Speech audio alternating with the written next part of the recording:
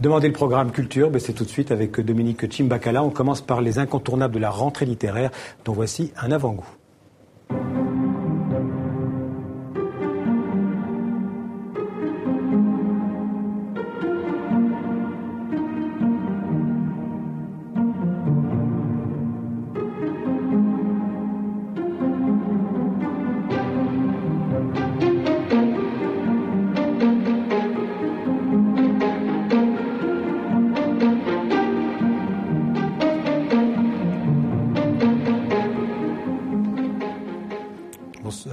Bonsoir Dominique. Bonsoir Xavier. Alors c'est le rendez-vous de l'année pour les éditeurs, pour les écrivains et pour les lecteurs aussi, avec une rentrée littéraire cette année avec une offre très importante, un peu plus importante que l'année dernière encore. Plus importante, oui. Là, on a un peu plus de 600 romans français et étrangers. L'année dernière, à la même période, c'était à peu près 550. Donc, vous voyez, le marché du livre, il y a une offre énorme. Alors, évidemment, il y a les incontournables, les auteurs qu'on retrouve quasiment chaque année à la même période, qui sortent un roman pour la rentrée littéraire. Nous, aujourd'hui, on a choisi de s'intéresser au dernier roman de Christophe Donner, qui s'intitule « Quiconque exerce ce métier stupide mérite tout ce qui lui arrive ».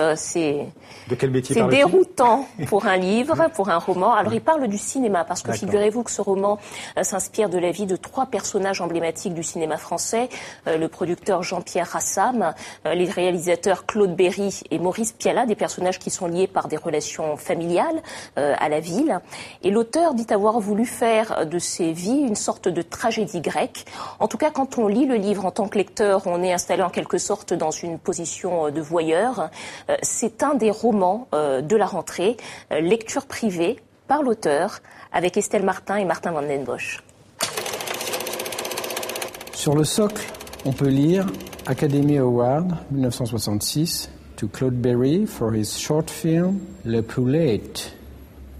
Rassam scrute le visage de Berry. Il ne pige pas le rapport entre le type rondouillard qu'il vient de plumer et cette fameuse statuette, symbole de la réussite hollywoodienne. J'ai une formule un peu prétentieuse, mais avec 3 biographies françaises, j'ai essayé de faire une tragédie grecque. C'est un roman, mais qui est du cinéma. Voilà. C'est le film que j'aurais voulu faire sur Rassam. Toujours saisissant pour le spectateur, la découverte des vraies personnes qui ont inspiré les cinéastes ou les écrivains. Elle fait prendre la mesure de ce qu'on perd entre le réel et l'œuvre qui a prétendu s'en saisir. Moi, je suis monteur de film à l'origine et je m'en étais pas beaucoup servi jusqu'à présent de cette exigence cinématographique qui consiste à être très concis, très précis, d'avancer très vite toujours. Et là, c'est un peu la même chose avec les phrases. Dans chaque phrase, il y a un angle, des personnages, un décor, et tout ça doit tenir dans une phrase, et chaque phrase fait voyager à chaque fois de façon différente, comme un plan, quoi.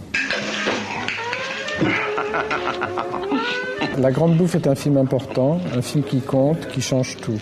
Rassam vient donc de produire 3 films qui ont changé le cinéma français, chacun dans leur catégorie. Jean-Yann dans la comédie, Pialat dans le drame conjugal, Ferreri dans l'étude des mœurs. 3 révolutions radicales, 3 exploits. Alors, on va partir à Marseille pour parler du peintre belge Paul Delvaux, qui est exposé en ce moment au musée Cantigny. Cantigny à Marseille, c'est un peintre, Paul Delvaux, qui est connu dans le monde entier. Il est né à la fin du 19e siècle. Il a été un contemporain des impressionnistes. Alors, cette exposition, il y a à peu près 90 œuvres qui ont été exposées donc à Cantigny, au musée Cantigny, en collaboration avec le musée d'Ixelles à Bruxelles. Alors, vous savez, Paul Delvaux s'est beaucoup inspiré, comme je disais tout à l'heure, des impressionnistes, mais il a beaucoup évolué ensuite vers le surréalisme. Et finalement, cette expo qui s'intitule Le rêveur éveillé retrace assez bien ce parcours. Reportage avec nos confrères de France 3 Marseille. On le surnomme le peintre des gares. Petit garçon, il passe son temps à regarder le tram par la fenêtre. Paul Delvaux rêve d'univers ferroviaire. Une gare, une invitation au voyage classique. Les gares du Luxembourg, de Bruxelles, à l'ambiance hivernale.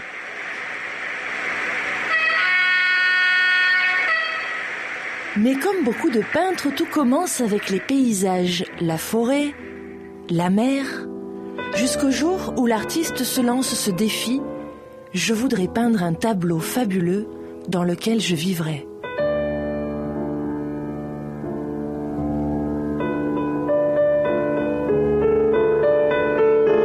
Et dans cette vie rêvée, son idéal féminin, la femme pensive, froide et solitaire. Delvaux a peint des années 1920 jusqu'aux années 90, 70 ans de peinture, des toiles de plus en plus irréelles.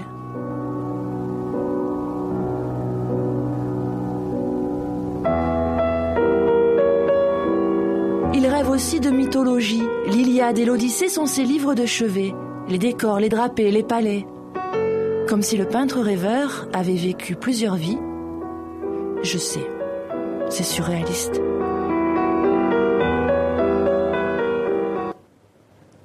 Exposition qui dure jusqu'au 21 septembre au musée Cantini de Marseille. Alors on va terminer ce journal de la culture, Dominique, par un hommage à un grand monsieur de la musique africaine. Oui, Amadou Balaké, qui est décédé mercredi à l'âge de 70 ans.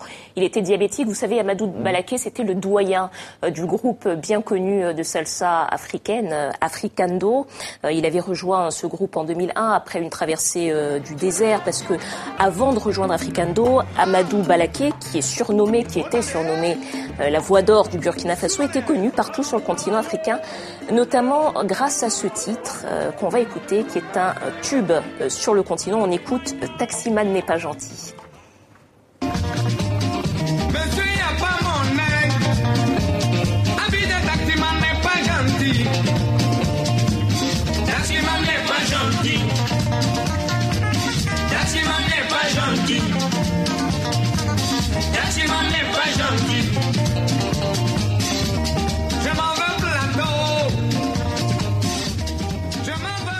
Voilà, Amadou Balaké, mort à l'âge de 70 ans.